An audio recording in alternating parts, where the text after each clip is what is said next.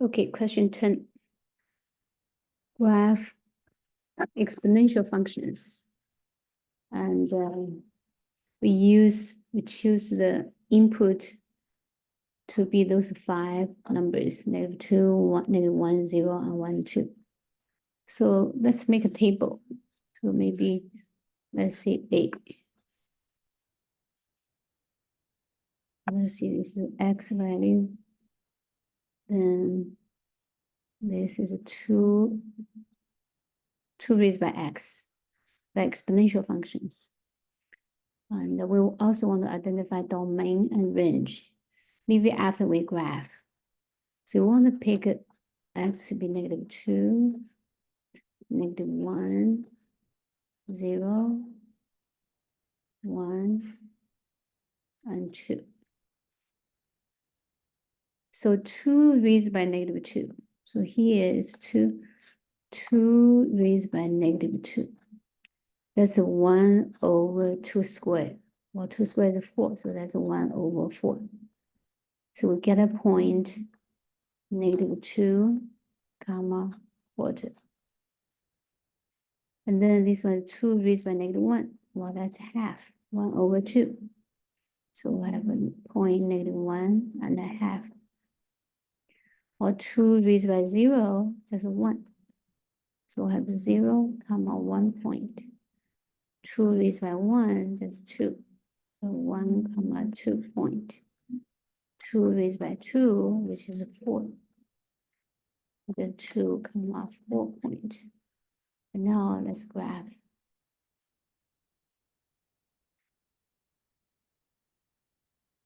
Let's see, this is -1, -2. This is 1, this is a 2. So -2, comma, quarter. Let's see. Because the function values we have up to 4. So let's see, this is a 2, this is a 4.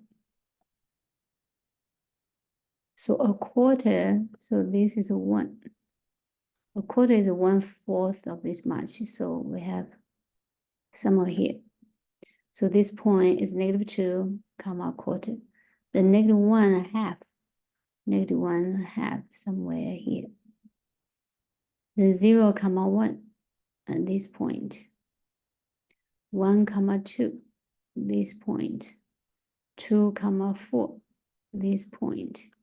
But this is not linear function, right? Only linear function is a straight line. And so this is an exponential function. So we graph smoothly. So which means we graph like a roundish, curvish. Okay. And we put arrows on the 2 ends. So which means on the right-hand side keeps going up as x value increases. The left-hand side, as x value decreases, the function value gets closer to 0, but will never be 0 because 2 raised by anything will never be 0. So now let's see the domain. Domain, we see the arrow keeps going left, keeps going right. So domain is all real numbers. But range is 0 to positive infinity, but not including 0. So this left-hand side can get very close to 0, but it will never be 0. Because 2 raised by anything, it can be a very, very small number, very close to 0, but not 0. So this is a 2 raised by x graph. Yeah. Well, let's erase this. So now let's say B. B is 3 raised by -x. Right? It's the same as 1/3 raised by x. Let's use the same method. Let's make some values. So x.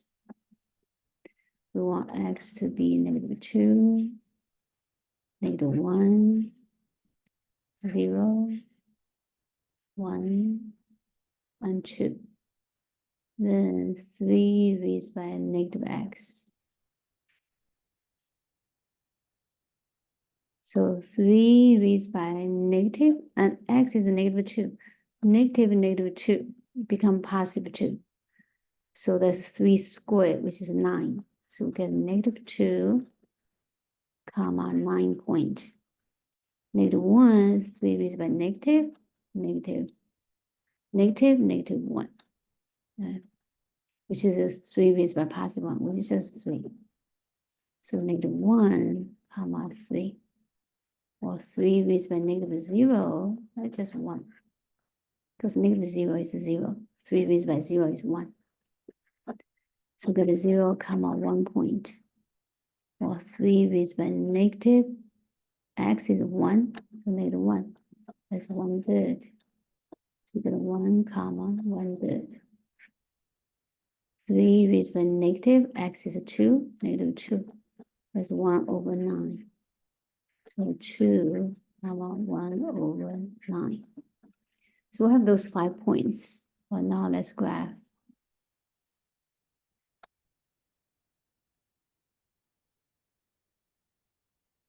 So the x values, we need -1, -2, up to 1 and 2. The y value from 1/9 to 9. So let's see, 1/9 is very small, but we also have a 9. So 9 is big. So let's see, this is, maybe this is a 4. This is 2. And this would be 1. And this much would be 8. 9. So this one is 9. So -2, comma 9, we have this point. -1, comma 3, -1, comma 3, 3 somewhere here. Then 0, comma 1, this point. Then 1, comma 1/3, 1, comma 1/3. Then 2, comma 1/9, so very close to the x-axis, but it will not touch x-axis because 3 raised by -x doesn't matter what x value to be, it will never make the function value to be 0. So from to the right-hand side, as x increases, the function value decreases. The function value gets closer and closer to 0. But on the left-hand side, to the negative side, when x value goes smaller and smaller, the function value goes bigger and bigger. So this is, and we call this, remember, we call this exponential decay, right? Because the base is 1/3, is less than 1. So the first one is called exponential growth. The base is 2, greater than 1. Okay, 4 raised by x is very similar to 2 raised by x. And a half raised by x is very similar to 3. So this is 2 raised by -x. Okay. So maybe, right? So very similar. All right, so the different y values.